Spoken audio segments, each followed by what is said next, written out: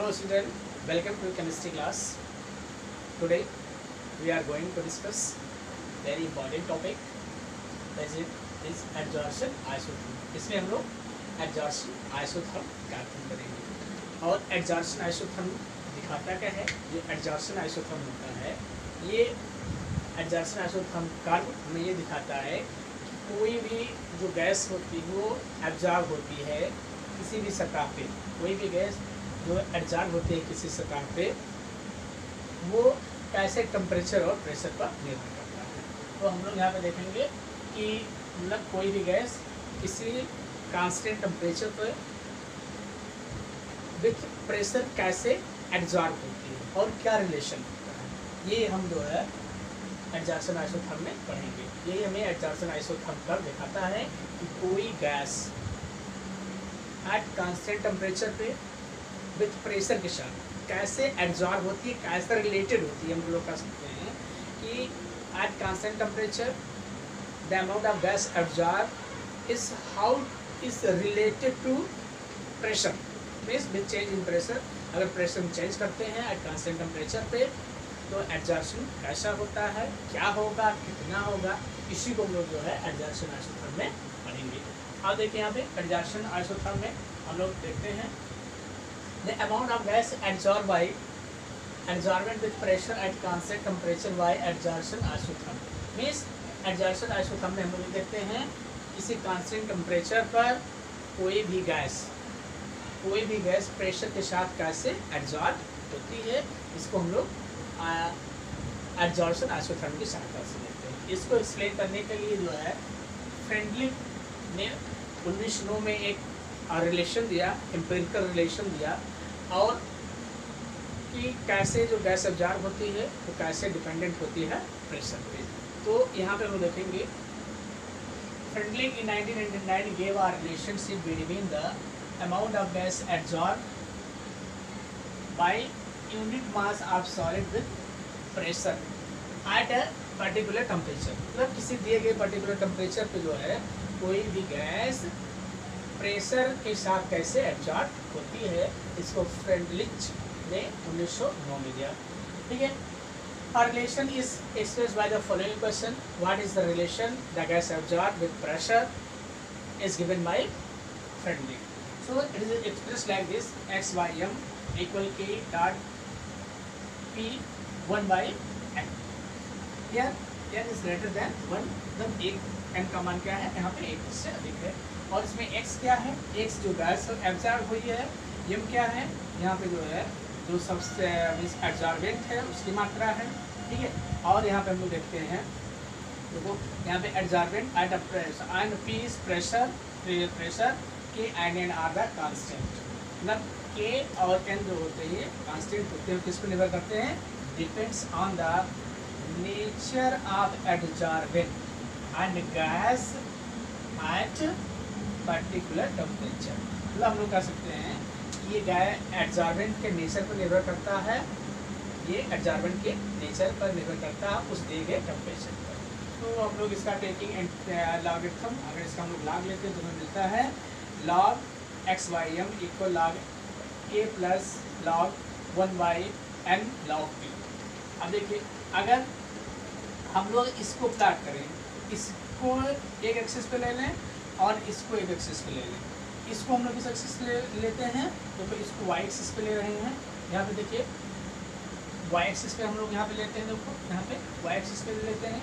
तो उसके पहले हम लोग ये देख लेते हैं कि इसमें जो ये ग्राफ एडजॉर्प्शन आइसोथर्म ग्राफ है दिखाया गया है, यहाँ पे आप ये देख रहे होंगे कि जैसे टेम्परेचर बढ़ता है, with increase in temperature adsorption decreases, with increase in temperature adsorption decreases.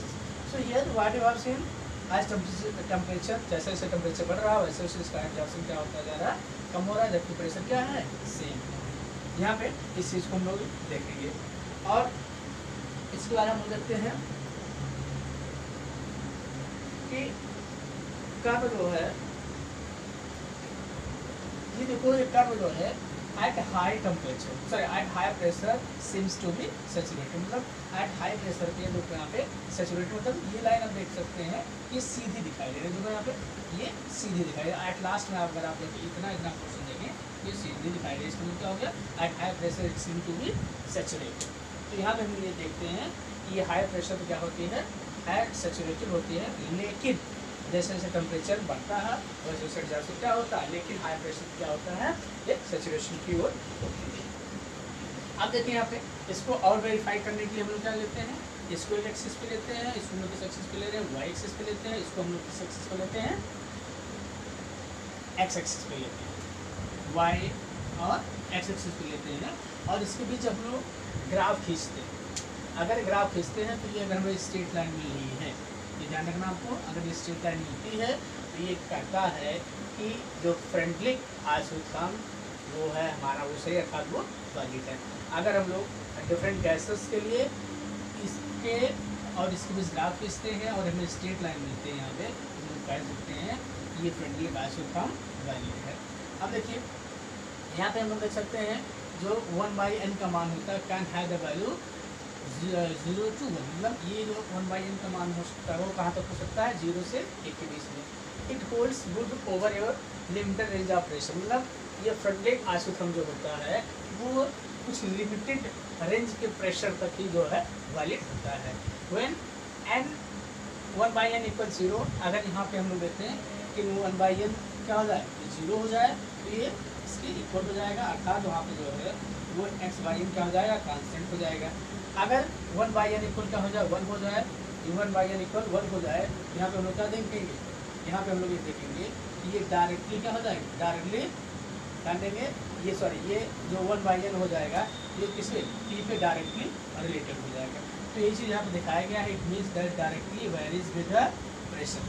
तो यहाँ पे हमने देखा कि एडजॉर्प्शन आइसोथर्म कर्व जो है हमें ये दिखाता है कि किसी कांस्टेंट टेम्परेचर पे जो गैस एब्जॉर्ब हो रही है वो प्रेशर के साथ कैसे चेंज होती है, कि एडजॉर्प्शन घटेगा या बढ़ेगा। इस चीज़ को हम लोग यहाँ इस आइसोथर्म की सहायता से देखते हैं। इसको फ्रेंडलिंग ने 1909 में एक क्वेश्चन दिया था, उसी की सहायता से उसको एक्सप्लेन किया और उसके लिए एक फार्मूला दिया, उस फार्मूला या एक क्वेश्चन दिया जिसका हम लोग ये क्वेश्चन दिया x/m k dot p1/m n is greater than 1, मतलब और यहाँ पे x क्या है आपका गैस एब्जॉर्ब है, मास है, ये आपका कांस्टेंट है, ये प्रेशर है और ये भी कांस्टेंट है एट ए गिवन टेम्परेचर पर एब्जॉर्ब। अब देखिए इसका हम लोग लॉग लेते हैं, तो लॉग लेने पे हमें ये प्राप्त होता है। लॉग लेने पे हमें क्या प्राप्त हो जाएगा दोस्तों, यहाँ पे लॉग लेने पे log x/m इक्वल क्या होगा log a plus log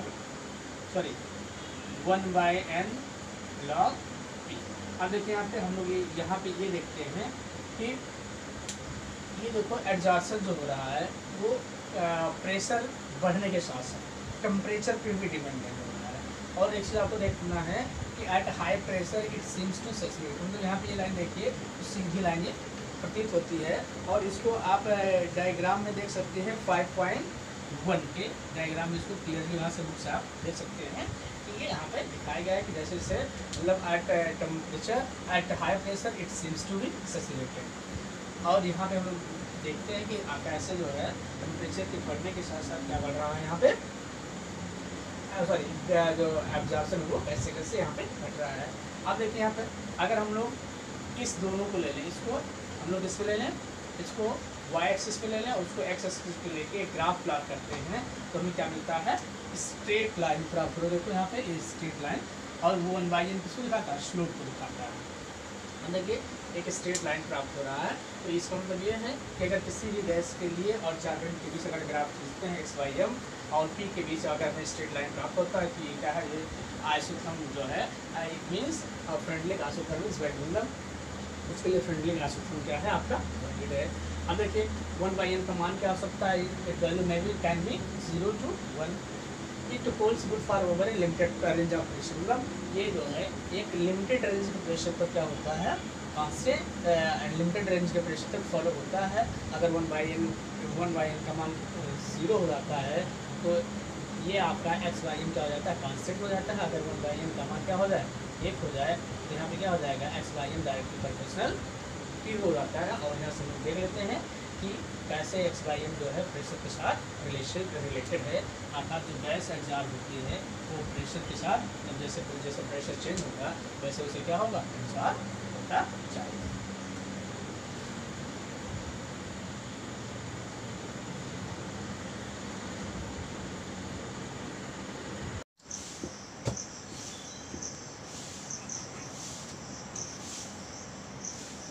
Hello children, welcome to chemistry class. Here we will discuss adsorption from solution phase. इसके पहले हमने देखा है कि adsorption from gaseous phase. So उसमें हमने देखा था कि gaseous molecules क्या हो रहे थे, solid surface पे adsorb हो रहे थे। लेकिन यहाँ पे हम लोग क्या देखेंगे कि जो solid surface है उस पर solutions से भी कुछ पोर्शन, जो सोल्यूशन का कुछ पोर्शन भी एब्जॉर्ब हो रहा है, अर्थात वो उसका जो है सॉलिड पोर्शन उस पर एब्जॉर्ब हो जाता है। जैसा कि आपने देखा होगा या हम जानते हैं कि जब सोल्यूशन को सॉलिड के कांटेक्ट में लाया जाता है तो उसका कुछ पोर्शन जो है वो सॉलिड द्वारा एब्जॉर्ब हो जाता है। तो यही चीज़ हम यहाँ पे डिस्कस करेंगे।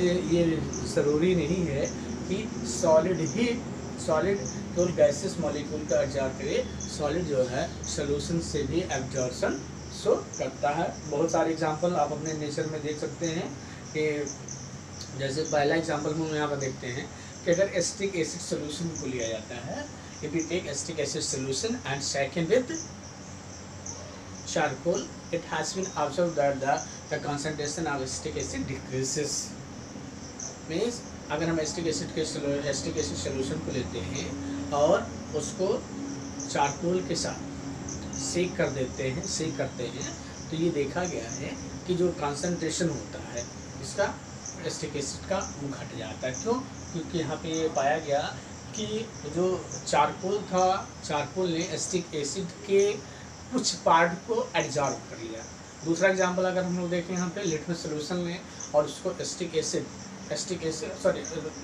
लिटमस सोल्यूशन अगर लेते हैं और उसको जो है हम लोग चारकोल के साथ सेक करते हैं तो ये देखा गया है कि जो लिटमस सोल्यूशन कलरफुल था वो कलरलेस हो जाता है। क्यों? क्योंकि जो कलरफुल पिगमेंट होते हैं वो कहाँ पे, चारकोल पे एब्जॉर्ब हो जाता है। तो इससे हमको निष्कर्ष भी मिलता है, हम यहाँ पे डिस्कस भी आते हैं कि मतलब ये क्या होता है। तो हम यहाँ पे देखते हैं कि जो एब्जॉर्प्शन होता है वो टेम्परेचर के साथ क्या है, घटता है। टेम्परेचर बढ़ने के साथ घटता है। ये एब्जॉर्बेट और एब्जॉर्बेंट के नेचर पर निर्भर करता है। ये दूसरी चीज़ ये जो है एब्जॉर्बेंट और एब्जॉर्बेंट के नेचर पर निर्भर करता है। तीसरी चीज़ अगर हम लोग देखें कि अगर सरफेस एरिया बढ़ता है तो एब्जॉर्प्शन बढ़ता है। और चौथा पॉइंट अगर देखें कि यहाँ पर देखें कि जो एब्जॉर्प्शन होता है वो nature of absorbent and absorbent. And अगर पाँचवें पॉइंट देखें तो कंसंट्रेशन बढ़ने के साथ साथ जो एब्जॉर्प्शन होता है वो बढ़ता जाता है। अब इसको एक्सप्लेन करने के लिए फ्रेंडली ने अपना इक्वेशन दिया या फ्रेंडली इक्वेशन इसको अप्लाई किया जा सकता है, लेकिन इसमें प्रेशर के स्थान पे we use concentration instead of pressure, so friendly equation can be applied for this. Friendly equation apply करने पे हम लोग देखते हैं कि XYM इक्वल के इंटू C1/n, और जहाँ पे C क्या है, इक्विलिब्रियम कांस्टेंट है व्हेन एब्जॉर्प्शन कंप्लीटेड। ये इक्विलिब्रियम कांस्टेंट होता है जब एब्जॉर्प्शन क्या होता है, कंप्लीट होता है। अब देखिए इसका anti log on taking logarithm, अगर इसका हम लोग लॉग लेते हैं तो क्या होगा, log XYM equal log K plus 1/n log C। अगर जैसे हम लोग वहाँ पे सॉलिड और गैस के केस में देखे थे कि सॉलिड पे एब्जॉर्ब हो रहा था, इसके और इसके बीच ग्राफ खींचे थे। इसके मतलब वहाँ प्रेशर कम था तो प्रेशर और XYM के बीच ग्राफ खींचा गया था, तो वहाँ पे एक स्ट्रेट लाइन मिला था। उसी प्रकार अगर हम लोग यहाँ पे ग्राफ खींचते हैं तो देखते हैं कि यहाँ पे क्या होता है, स्ट्रेट लाइन मिलता है। इसका मतलब ये है कि जो फ्रेंडली इक्वेशन है वो मतलब इसके लिए अर्थात सोल्यूशन इसके लिए भी वैलिड था। एब्जॉर्प्शन मतलब ये जो है सोल्यूशन के एब्जॉर्प्शन के लिए भी वैलिड है। And plot between XYM and straight line at octane, मतलब कि यहाँ पे हमने क्या बताया कि जब उन दोनों के बीच XYM और कंसंट्रेशन के बीच ग्राफ खींचा जाता है हमको x और y एक्सिस पे लेते हुए, तो हमें एक स्ट्रेट लाइन मिलती है जो ये सिद्ध करता है कि ये फ्रेंडली इक्वेशन इसके लिए भी वैलिड है। अब देखिए हम लोग चलते हैं, देखते हैं। Solid absorbs solid from solution when the solution of acetic acid is shaken with charcoal a part of acid is adsorbed। मतलब हम लोग यहाँ पे देखते हैं कि जब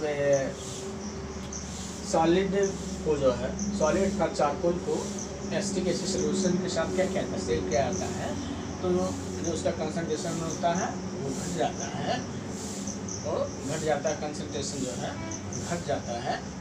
और क्यों घटता है? क्योंकि उस जो चारकोल होता है उस चारकोल ने उस एसिटिक एसिड के कुछ सॉलिड पोर्शन को एब्जॉर्ब कर लिया। देखो acid is absorb by charcoal and concentration of acid decreases in solution. So concentrated acid का जो डाइल्यूशन होता है वो बढ़ जाता है। हम लोग ये कह सकते हैं कि जो उसका डाइल्यूशन होता है बढ़ जाता है, या हम लोग कंसंट्रेशन बढ़ जाता है। इसी प्रकार से अगर हम लोग देखें कि लिटमस सोल्यूशन लेते हैं, similar way when litmus solution is taken with the charcoal becomes colourless. अगर इसके साथ सीख किया जाता है तो कलरलेस हो जाता है। फ्रॉम दीज और भी एग्जाम्पल से इसको हम लेते हुए एक कंक्लूजन निकाले हैं। From the above discussion following conclusion made, following conclusions made, what are the conclusions? First conclusion, the extent of absorption decreases with increasing temperature। जो absorption होता है वो टेम्परेचर बढ़ने के साथ साथ क्या घटता जाता है। दूसरा है absorption increases with increasing surface area of adsorbent। adsorbent का surface area बढ़ने के साथ साथ क्या होता है, absorption घटता है, बढ़ता है। और तीसरा है extent of absorption depends on concentration of solution. जो अगर हम लोग कंसंट्रेटेड या डाइल्यूट सोल्यूशन लेते हैं तो एब्जॉर्प्शन उस पर निर्भर करता है। अर्थात हम लोग अगर सेम सब्सटेंस का डाइल्यूट और कंसंट्रेटेड सोल्यूशन लें तो कंसंट्रेटेड सोल्यूशन में जो एब्जॉर्प्शन होगा वो अधिक होगा, क्योंकि जो एब्जॉर्प्शन होता है वो concentration of solution means absorption depends on the concentration of solution. जो एब्जॉर्प्शन होता है वो जो सोल्यूशन के कंसंट्रेशन पे निर्भर करता है। लास्ट पॉइंट हम लोग देखते हैं, देखो ये जो होता है the extent of absorption depends on the nature of absorbent and absorbent. मतलब जो इसका अमाउंट होता है, कितना मात्रा एब्जॉर्ब होगा, ये किस पर निर्भर करता है, एब्जॉर्बेंट और एब्जॉर्बेंट के नेचर पर निर्भर करता है। अब देखिए friendly equation explain the absorption from a solution taking concentration instead of pressure। मतलब instead of pressure if we use concentration term, so it friendly equation is valid for solution also। So the XYM equal K into C power 1 by m, where C is equilibrium constant when adsorption completed। On taking logarithm, so what we get हमको ये मिलता है log XYM equal log K plus 1 by n log C। अगर हम इसके और इसके बीच अगर एक ग्राफ खींचते हैं, ध्यान देंगे इसको, अगर इसके और इसके बीच इनको एक्सिस पे लेते हुए अगर ग्राफ खींचा जाता है तो हमें क्या मिलता है, एक स्ट्रेट लाइन मिलता है। और इसलिए सिद्ध होता है कि जो फ्रेंडली इक्वेशन है वो सोल्यूशन के लिए भी वैलिड है, अर्थात उसके एब्जॉर्प्शन को फ्रेंडली इक्वेशन द्वारा एक्सप्लेन किया जा सकता है। वैसे इसमें हम लोग कंसंट्रेशन टर्म यूज़ करते हैं, जबकि गैसेस के समय प्रेशर यूज़ किए थे, ये ध्यान रखना है। तो यहाँ पे हम लोगों ने देखा कि मतलब इसका ये जो है ये फ्रेंडली इक्वेशन सोल्यूशन के लिए भी वैलिड है। अब हम लोग यहाँ पे देखते हैं कि एप्लीकेशन ऑफ एब्जॉर्प्शन, मतलब हम लोग ये सब पढ़ चुके हैं, उसका एब्जॉर्प्शन का एप्लीकेशन क्या है, क्यों हमने पढ़ा है, क्या इसका महत्व है, और क्यों हमको बार बार ये पढ़ाया है कि एब्जॉर्प्शन क्या होता है। तो पहला हम लोग यहाँ पे देखते हैं कि पहला पॉइंट है इसमें एब्जॉर्प्शन में, ध्यान देंगे प्रोडक्शन ऑफ हाई वैक्यूम। तो इसका उपयोग जो है प्रोडक्शन ऑफ हाई वैक्यूम, मतलब यहाँ पे हम लोग देखेंगे कि जो वैक्यूम क्रिएट होता है वैक्यूम पंप की सहायता से, फिर भी कुछ जो है आप कह सकते हैं कि गैसेस मॉलिक्यूल रह जाते हैं, तो वहाँ पे जो एडजार्वेंट ले जाते हैं और वो क्या करते हैं कि अगर उस एरिया में एडजार्वेंट को रख दिया जाता है तो क्या करते हैं, गैसेस मॉलिक्यूल को एडजार्व कर लेते हैं और फुली इवैक्यूएटेड कर देते हैं। सेकंड हम लोग देखते हैं गैस मास देखते हैं। तो गैस मास में देखते हैं जो लोग गैस मास मतलब में हम लोग ये देखते हैं कि गैस मास स्पेशली एक्टिवेटेड चारकोल होता है और वो क्या करता है कि जो लोग माइंस वगैरह में काम करते हैं, माइंस कोल माइंस में काम करते हैं, तो वो इस मास्क का यूज़ करते हैं। क्यों? क्योंकि उनको अगर वो बिना मास्क करेंगे तो वहाँ की जो पॉइजनस गैसेस होती हैं वो इनके रेस्पिरेटरी सिस्टम में चली जाएंगी और उससे उनका डेथ हो जा सकता है। तो इसलिए हम लोग क्या करते हैं कि कोल माइन वाले लोग होते हैं वो गैसेज मास्क का यूज़ करते हैं। और गैसेज मास्क जो होता है वो एक्टिवेटेड चारकोल होता है। एक्टिवेटेड चारकोल से विशेष डिज़ाइन होता है। तो वो क्या करता है कि केवल जो ऑक्सीजन हमें आवश्यक होती है उसी को पास आउट करने देता है और सभी हार्मफुल गैसेस को वो अपनी सतह पे एब्जॉर्ब कर लेता है। नेक्स्ट पॉइंट अगर हम लोग देखें कि कंट्रोल ऑफ ह्यूमिडिटी, तो हम लोग क्या करते हैं कि ह्यूमिडिटी के कंट्रोल में मतलब ह्यूमिडिटी कम करने में इसका जो चारकोल का उपयोग किया जाता है, मतलब जो है एडजॉर्प्शन प्रोसेस का उपयोग किया जाता है। जैसे हम लोग जानते हैं कि एल्यूमिना हो गया, सिलिका जल हो गया, ये मॉइस्चर को बहुत आसानी से एडजॉर्ब कर लेते हैं। तो इन जिस एरिया में हमें ह्यूमिडिटी कम करना होता है उसमें हम लोग क्या करते हैं कि इन सिलिका जल और एल्यूमिना को रख देते हैं और ये क्या करते हैं उस एरिया के मॉइस्चर को एब्जॉर्ब करते हैं अर्थात ह्यूमिडिटी को डिक्रीज कर देते हैं। नेक्स्ट आप देखेंगे हेट्रोजीनियस कैटालिसिस। तो हेट्रोजीनियस कैटालिसिस में होता क्या है कि जो कैटालिसिस होता है वो उसका उस सरफेस उसके सरफेस एरिया पे जो है वो गैसेस मॉलिक्यूल क्या होते हैं एब्जॉर्ब हो जाते हैं और वो रेट ऑफ रिएक्शन को क्या कर देता है बढ़ा देता है। नेक्स्ट हम लोग देखते हैं कि सेपरेशन ऑफ इनर्ट गैसेज, जो इनर्ट गैसेस मिक्सचर होता है उसको भी सेपरेट करने के लिए इसका उपयोग किया जाता है। क्योंकि होता क्या है कि जो सभी इनर्ट गैसेस एक समान जो है सतह पे एडजॉर्ब नहीं होते, उनका एडजॉर्प्शन क्या होता है अलग अलग होता है। तो हम लोग जो है यहाँ पे एडजॉर्प्शन प्रोसेस के द्वारा हम लोग क्या करते हैं कि डिफरेंट मतलब गैस नोबल गैसेस को या गैसेस मिक्सचर से हम लोग उनके डिफरेंट गैसेस को सेपरेट आउट कर लेते हैं। और नेक्स्ट हम लोग देखते हैं इन क्योरिंग ऑफ डिसीज। तो नेक्स्ट है इन क्योरिंग ऑफ डिसीज, मतलब डिसीज़ की क्योर में हम लोग इसका उपयोग करते हैं। तो इसमें होता क्या है कि जैसे ये मान के चलिए कि ये क्या एडजॉर्बेंट जो होते हैं वो क्या करते हैं जर्म्स आपके सतह पे क्या करते हैं एडजॉर्ब हो जाते हैं और उनको किल कर देते हैं। तो ये भी जो है हेल्प करते हैं। फिर अगर हम लोग देखें क्रोमेटोग्राफी, तो क्रोमेटोग्राफी आपने 11th पढ़ा होगा। जो क्रोमेटोग्राफी होता है वो एडजॉर्प्शन नेचर पे मतलब जो है एडजॉर्बेंट के एडजॉर्प्शन नेचर पर निर्भर करता है। और इसी के साथ जो है वो क्या करता है कि डिफरेंट कंपोनेंट जो दिए गए सॉल्यूशन में उपस्थित होते हैं वो एडजॉर्प्शन नेचर पर निर्भर करते हुए एट डिफरेंट प्लेस क्या हो जाते हैं एडजॉर्ब हो जाते हैं और हम लोग क्या यहाँ पे देखते हैं वो अलग हो जाते हैं। और last point fourth flotation process. So fourth flotation process में हम लोग क्या देखते हैं कि इसमें भी क्या होता है कि इम्प्योरिटीज़ को या आप कह सकते हैं कि जो ओर होता है उसको इस विशेष प्रकार के एडजॉर्बेंट के द्वारा एडजॉर्ब कर लिया जाता है और वहाँ से अलग कर दिया जाता है। तो ये हमारा हो गया एप्लीकेशन